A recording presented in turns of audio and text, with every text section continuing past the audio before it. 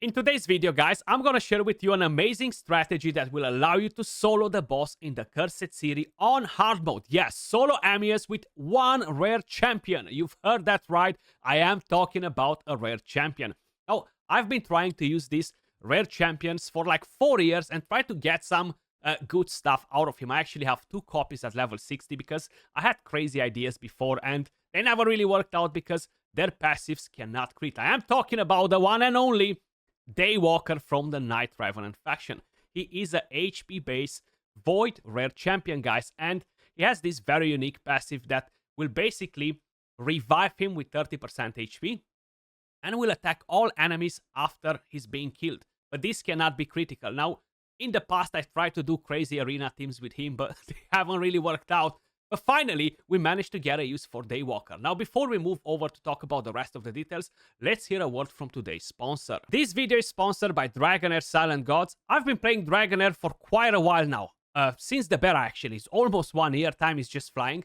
I'm actually covering this game on my other YouTube channel, guys. Daily news, tips, tricks, everything that you need to know about Dragonair. So make sure you guys subscribe to that channel. Now, if you're not familiar with the game, it's an open world high fantasy RPG game, and it's available on PC, available on mobile. You can download it from the Epic Store, Steam. They have their own client available on Mac, iOS, Android. So it looks good on small devices and big devices as well. Season 3, the Echoes of the Deep is here, guys.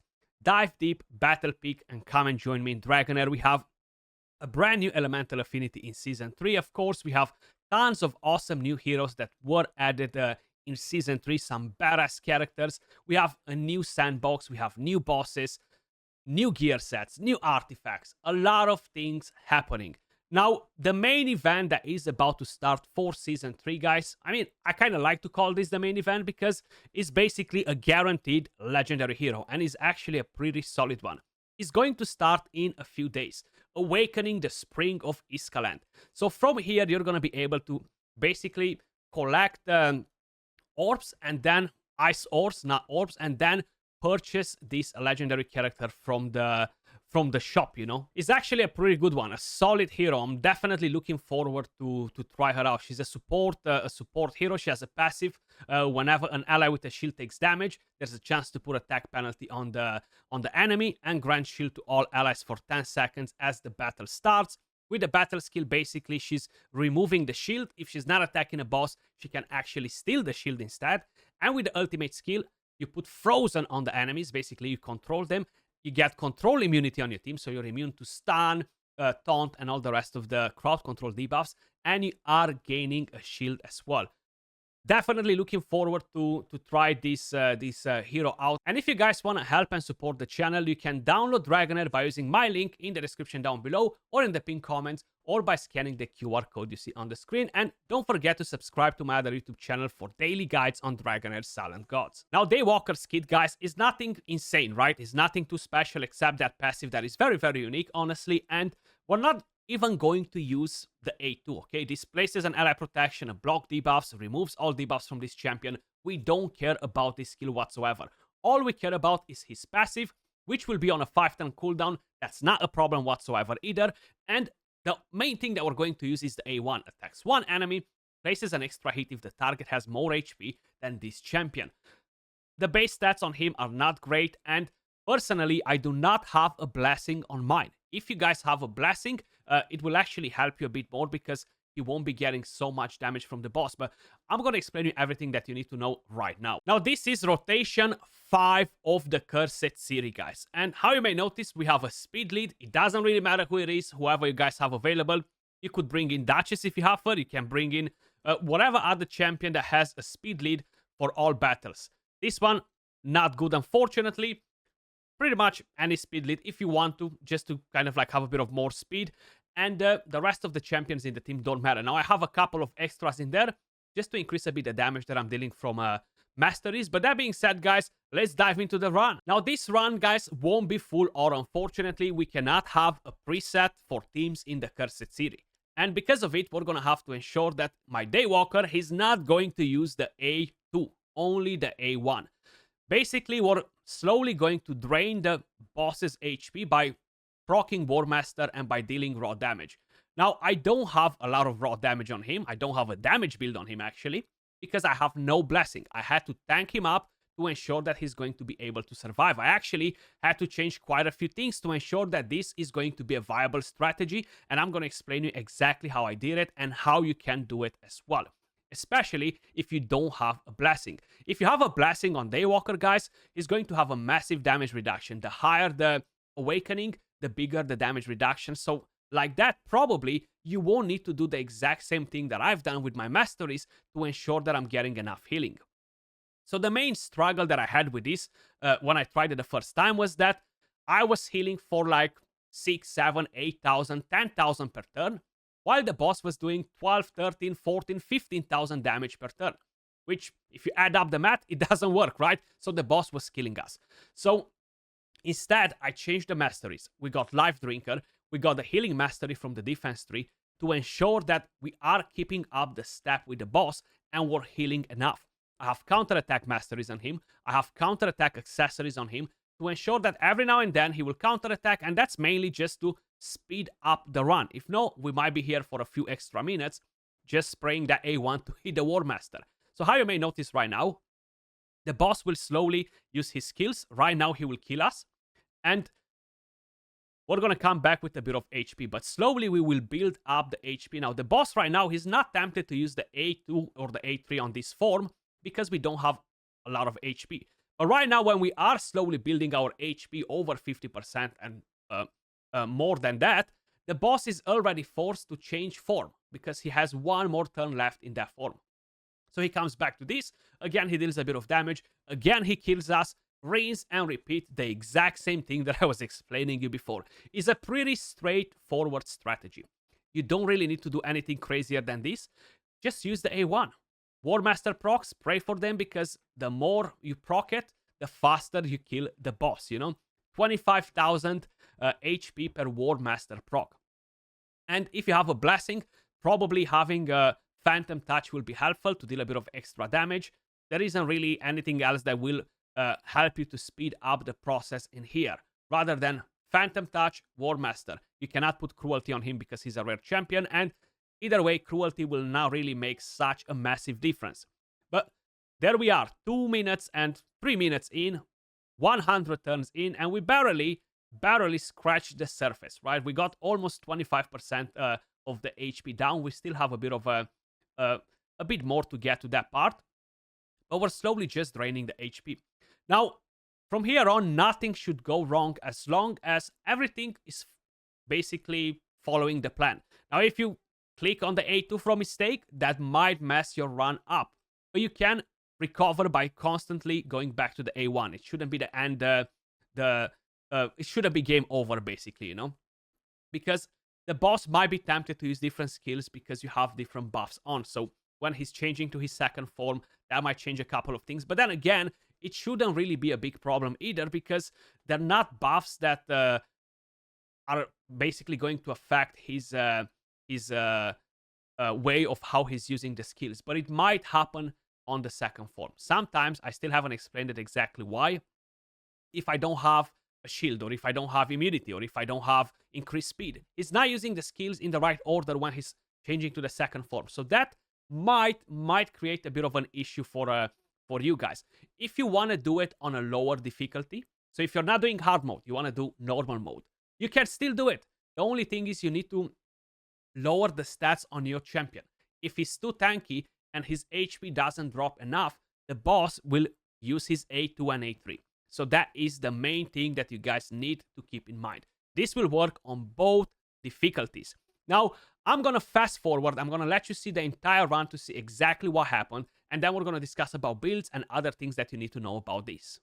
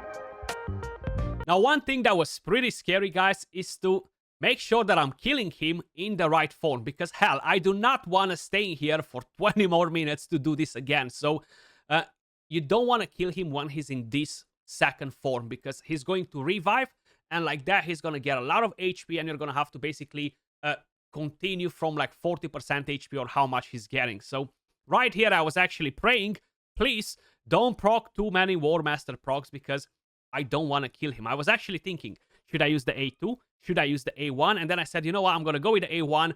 It's not enough damage to kill him with the War Master proc, because I was paying attention how much of the body is dropping. And there we go. We managed to take him down. 750 tons, 19 minutes and 47 seconds. And we have Daywalker with an impressive 7 million damage, guys. Now, let me just quickly show you the build and the masteries.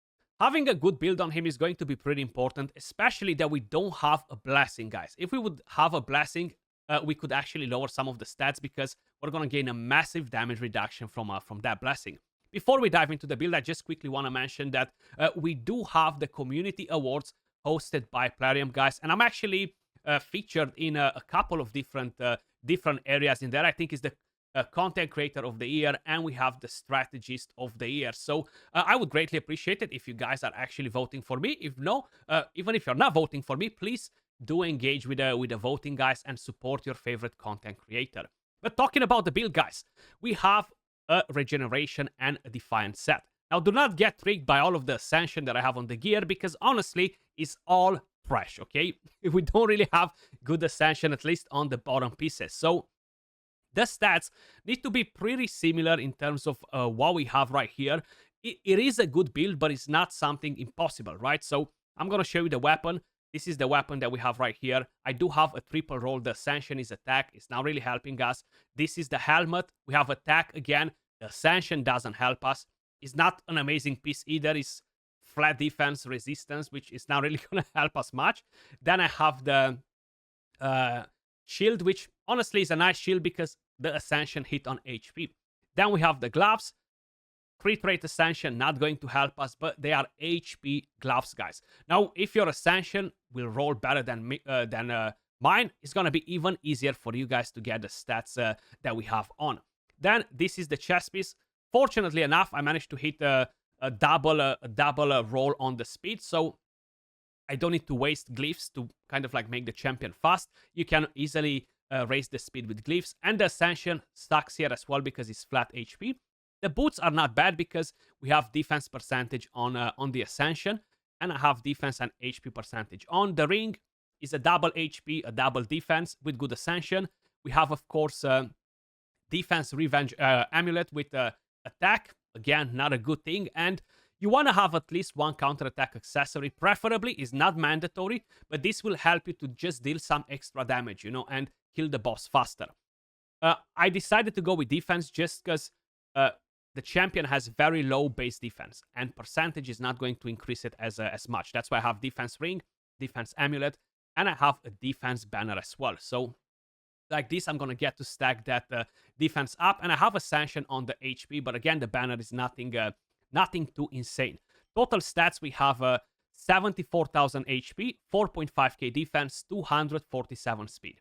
Nothing else matters whatsoever. So yes, if you can get a blessing on him, you're going to gain extra stats, HP, defense, attack, and the damage reduction, which is going to be massive. Now, I would probably suggest you, for a blessing, go and get Phantom Touch. That will help you to kill the boss faster. If no, if you're worried that you're going to die, you don't have enough healing, emergency heal is good, but you need to have a blood shield accessory on to gain some healing.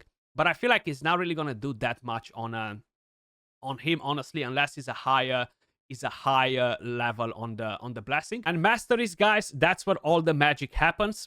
We have offense and defense tree, right? So we have a Grim Resolve. This will give us a bit of extra damage. We're always going to be under 50% HP, more or less. Then we have a Blast Proof, 5% damage reduction. We have Shadow Heal. Basically, whenever the boss heals, we're going to get a 6% of our total max HP healing back on, and this will be very, very important. Then we have Delay Death, more damage reduction, and Retribution. Counterattacks will definitely be very, very helpful. Then we have Life Drinker. We're gonna get healing when we're dealing damage on the boss. Mainly when we proc War Master, we're gonna get a better chunk of healing. So like this, we're gonna ensure that the boss won't have enough damage to kill us, you know, because if we're only healing for 2,000 per turn and the boss deals 3,000 per turn, he's gonna kill us eventually. So we wanna heal more than the damage he deals. Then getting Wrath of the Slain. This will basically increase the damage inflicted by 5% for each dead ally. That's why we have 2 allies in the team, because we're gonna get 10% more damage from here. And slowly, we're gonna deal more damage on the boss. Then we have Single Out. We have Bring It Down. And of course, Methodical, more damage with a basic skill, and War Master. That's how you solo Amius on hard mode with one rare champion. And not any rare champion, we are talking about Daywalker, guys. An absolute beast of a champion. Now, I just want to say again, thank you to Dragonair for sponsoring today's video. And if you guys want to get involved, you can download Dragonair by clicking the link in the description down below, or in the pinned comment, or by scanning the QR code you see on the screen.